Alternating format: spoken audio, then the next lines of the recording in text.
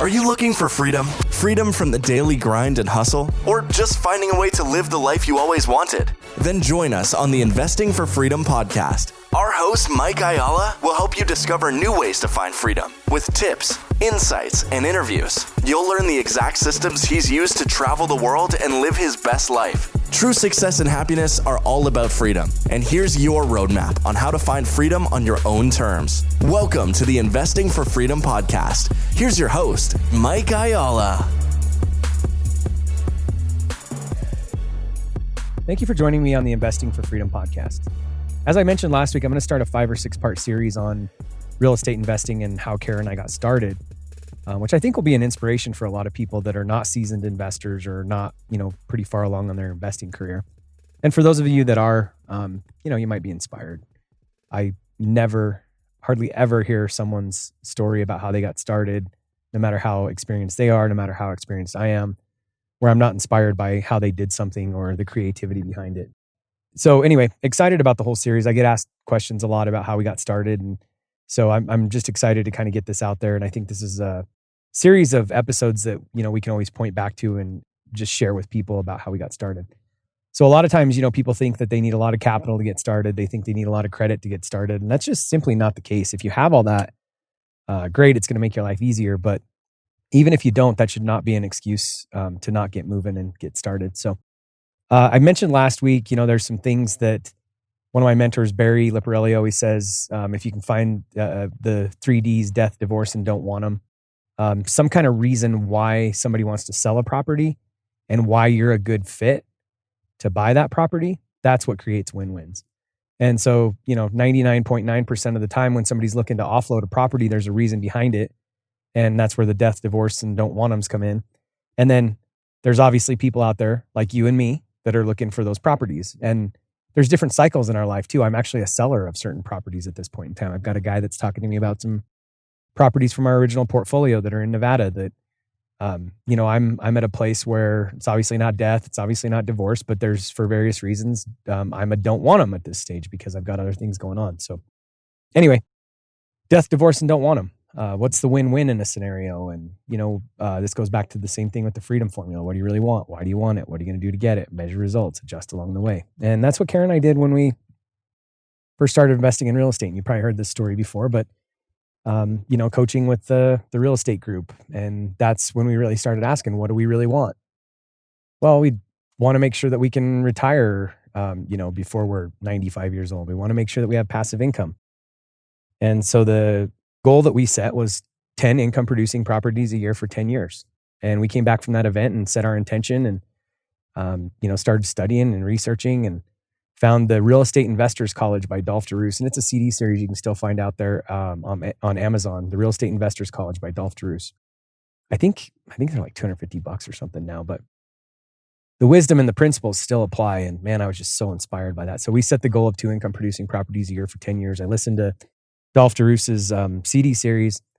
And then we just, started looking, and this is the reticular activator conversation, or as Dan Sullivan says, the eyes only see and the ears only hear what the brain is looking for.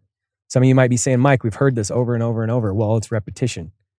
And it's really simple. There's only 4 or 5 things that you really got to focus on. So when Kara and I started setting our intentions and really focusing on that, this is where the real estate deal part of the podcast comes in. Within a few months, I don't remember the exact time frame, but I was sitting down at lunch with a friend of mine, and this is the story of how we got our first deal done. We're sitting down at lunch, and he's living in a 2-bedroom, 1-bath, single wide on 2.5 acres. And there was actually a little addition, so you call it 2.5 bedrooms. And his first wife and him had 2 children, and he was since divorced, and then he had married his new wife. And they had 2 more kids. And so there was 6 of them essentially living in a 2.5 bedroom, 1-bath single wide. And they were looking for a new home. They had identified a new home, but the bank would not loan them money on the new home without either selling that home or having a consistent renter in there for long-term. And obviously they couldn't have a consistent renter in there long-term because they were living in it. So I'm listening to his story. He's asking me, what would you do? And the eyes only see and the ears only hear what the brain is looking for. We had set a goal of 2 income producing properties a year for 10 years. So my brain immediately went to work on this problem for this guy, and how could he was a didn't want him, and also fell into the divorce category because him and his wife had been divorced. So he's in the don't want him category, he's in the divorce category, and I'm in the want him category. So how do we make a deal work? And so I just started talking to him, and I said, well, are you looking to get a lot of money out of it? And he's like, no, we actually owe more than I think we could sell it for. This particular mobile home didn't have a permanent foundation, so the couple people that had wanted to buy it couldn't get financing on it. Nobody had the $42,000 cash that he owed on it.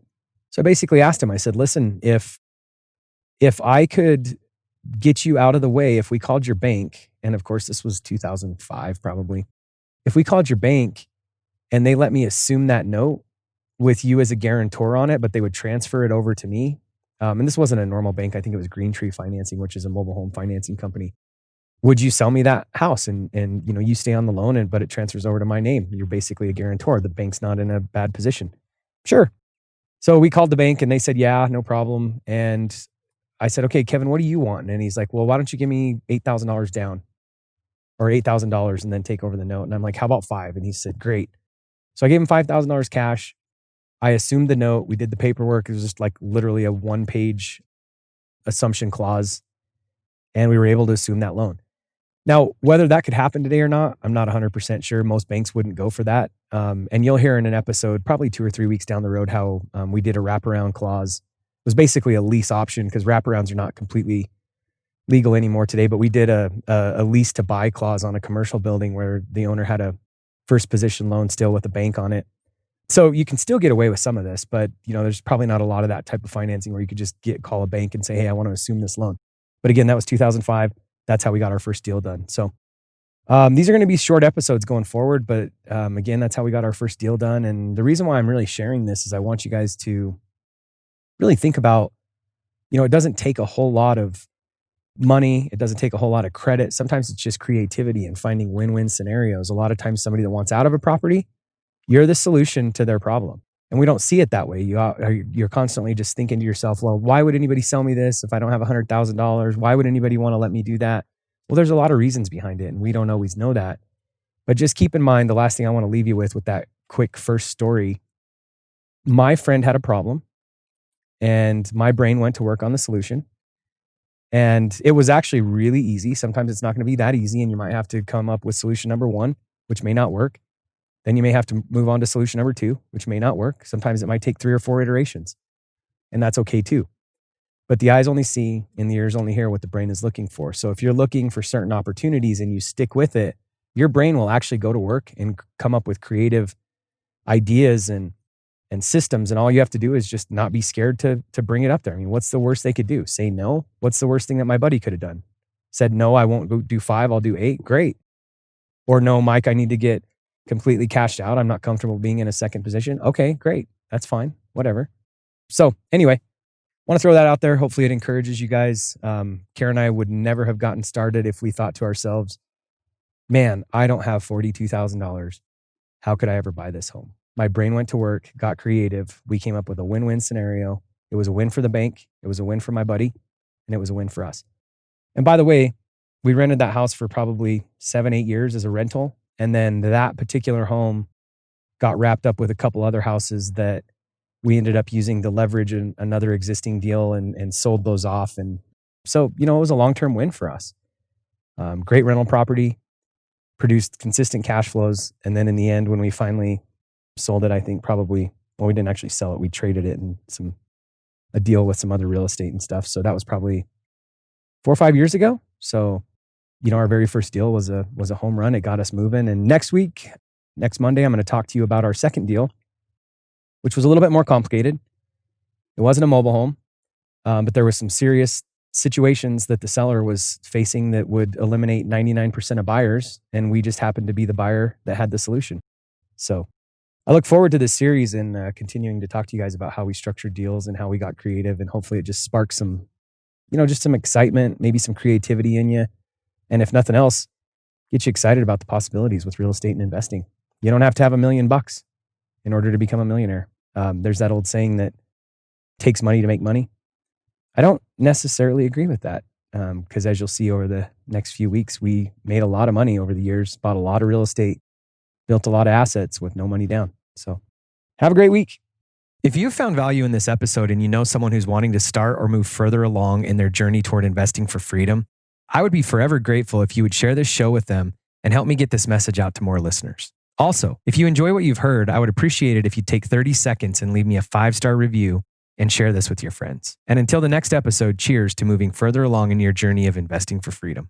You've been listening to the Investing for Freedom podcast with Mike Ayala. For show notes and links mentioned in this episode, go to investingforfreedom.co.